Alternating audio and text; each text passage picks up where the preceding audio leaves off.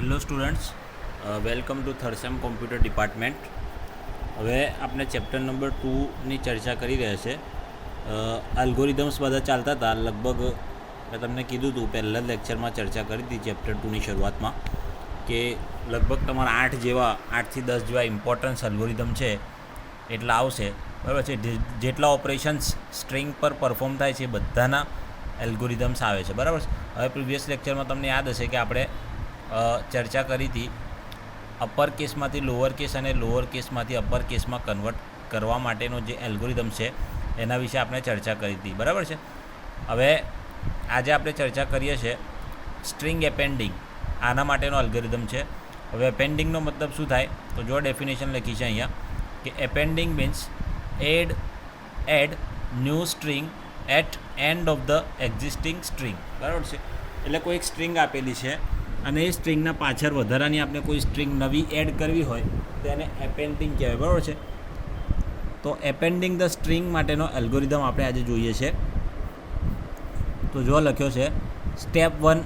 મેં તમને કીધું હતું જે પ્રમાણે આપણે ઓલવેઝ જોઈએ છે એલ્ગોરિધમના અંદર કે સ્ટેપ 1 જે તમારો હોય સ્ટાર્ટિંગ અથવા તો ઇનિશિયલાઇઝેશન ફેઝ હોય અને લાસ્ટ જે તમારું સ્ટેપ હોય એક્ઝિટ અથવા ફિનિશવાળું સ્ટેપ હોય છે, બરાબર.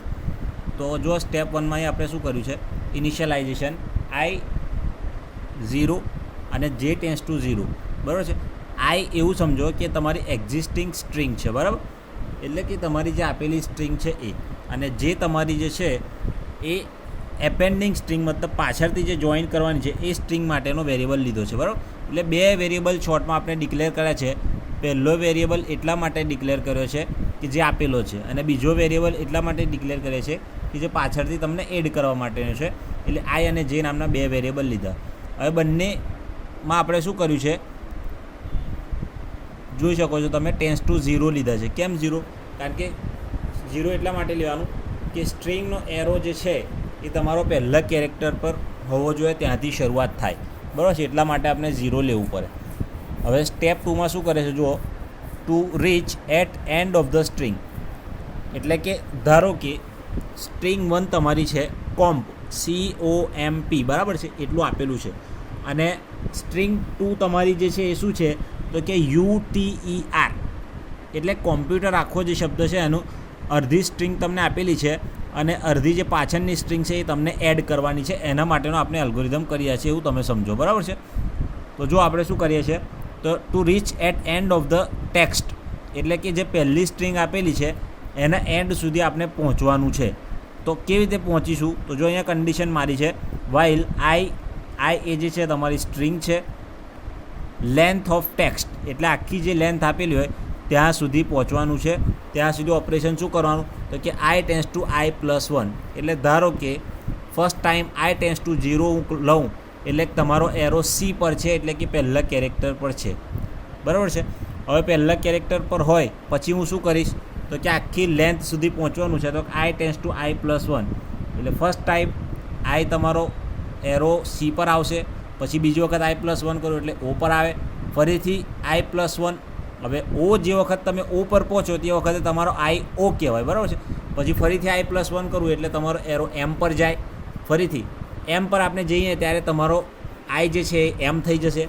ફરીથી M પરથી હું શું કરીશ તો કે I+1 કરીશ એટલે P સુધી હું પહોંચી જઈશ, બરાબર. એટલે તમારો એરો ક્યાં આવી ગયો તો કે P પર એરો આવી ગયો. એટલે કે તમારી સ્ટ્રિંગ પૂરી થઈ ગઈ એટલે ત્યાં એરો તમારો સ્ટોપ થઈ જશે, બરાબર. એટલે તમારો એરો ફાઇનલી અત્યારે છે P પર, બરાબર. હવે P પર છે તો શું કરવાનું છે તો કે પાછળ જે UTER આપેલું છે એને એડ કરવાનું છે. તો એના માટેનું સ્ટેપ 3 છે, જુઓ લખ્યું છે અહીંયા while J less than greater than length of string, બરાબર છે. એટલે કે જેના અંદર જે સ્ટ્રિંગ તમારી આપેલી છે એ આખી એડ કરવાની છે. ત્યાં સુધી શું ઓપરેશન પરફોર્મ કરવાનું તો કે આ 3 સ્ટેપ થશે જે સ્ટેપ 3ના અંદર લખેલા છે.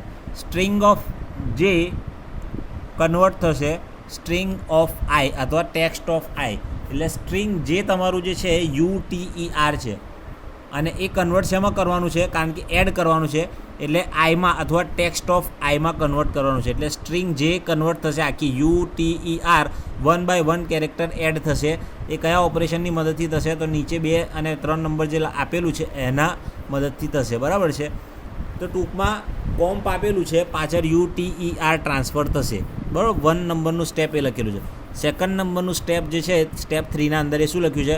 તો કે I → I+1 અને થર્ડ છે J → J+1. એટલે કે આ ઓપરેશન તમે પરફોર્મ કરો છો તો એ શું થાય છે?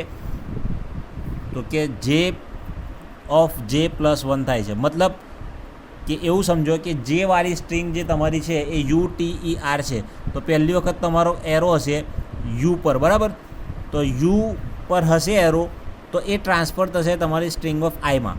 પછી બીજી વખત J+1 કરો એટલે શું થાય? તો કે J+1 કરો એટલે એરો તમારો T પર આવે.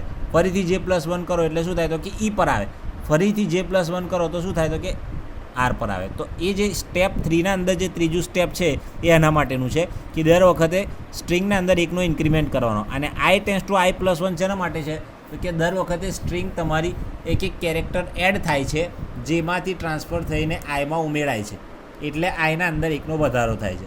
અને જેના અંદર એટલા માટે વધારો થાય છે કે લેન્થ સુધી પહોંચવાનું છે એટલા માટે. બરાબર છે. એટલે આ થયું તમારું સ્ટેપ 3.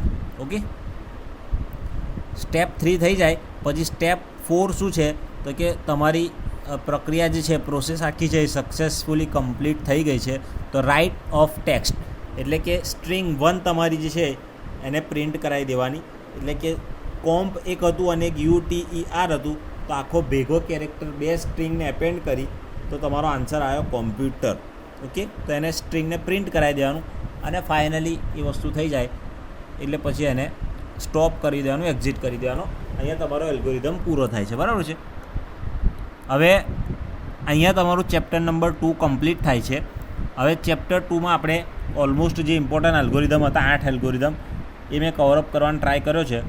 હવે ચેપ્ટર નંબર 2માં અમુક આ બધા જે એલ્ગોરિધમ છે એના પ્રોગ્રામ્સ એમાંથી અમુક પોસિબલ છે જે બુક્સના અંદર આપેલા છે. બરાબર, એ વસ્તુ તમે C પ્રોગ્રામિંગના અંદર ભણી ગયા એટલે કે એને હું ચલાવતો નથી, કારણ કે એટલું ઇમ્પોર્ટન્ટ નથી.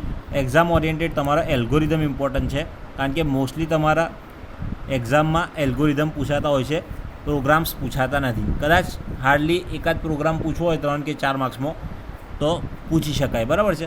પણ એના માટે આપણે 8-10 પ્રોગ્રામ્સ અત્યારે કવર કરવાનો ટ્રાય એટલે નથી કરતા કે આપણે ટાઈમની થોડું લિમિટેશન છે, કારણ કે આના પછી ચેપ્ટર નંબર 3 જે છે એ તમારું મોસ્ટ ઇમ્પોર્ટન્ટ ચેપ્ટર છે, જે ડેટા સ્ટ્રક્ચર રિલેટેડ અથવા ઓરિએન્ટેડ તમે કહી શકો મોસ્ટ ઇમ્પોર્ટન્ટ. કારણ કે આ સ્ટ્રિંગ અને જે બેઝિક તમે જોઈ ગયા એ તો તમે ઓલરેડી CP અને ACPમાં આનું થોડું રિવ્યૂ જોઈ ગયા. બરાબર છે. એટલે આ 2 ચેપ્ટર કરતાં ચેપ્ટર નંબર 3 અને 4 મોસ્ટ ઇમ્પોર્ટન્ટ છે. એમાં ચેપ્ટર નંબર 3 તમારું જે છે એ મોસ્ટ ઇમ્પોર્ટન્ટ છે. એ નેક્સ્ટ લેક્ચરમાં આપણે એની શરૂઆત કરીશું. બરાબર છે. એટલે અહીંયા તમારું ચેપ્ટર 2 પૂરું થાય છે અને લગભગ ચેપ્ટર નંબર 2માં 8 એલ્ગોરિધમ છે એ આપણે કવરઅપ કરી લીધા છે. અને પ્રોગ્રામ્સ કવર એટલે કરવાનો ટ્રાય નથી કર્યો કે એ એક્ઝામ ઓરિએન્ટેડ નથી. અત્યારે આપણે ચર્ચા બેઝિકલી એક્ઝામ ઓરિએન્ટેડ કરીએ છીએ એટલા માટે. ઓકે, પછી પાછળથી આપણે ટાઈમ વધશે અને ટાઈમ હશે તો આપણે પ્રોગ્રામ્સ કરવાનો પ્રયત્ન કરીશું. ઓકે, તો આજના લેક્ચર પૂરતું આટલું રાખીએ છીએ. Okay, thanks for watching.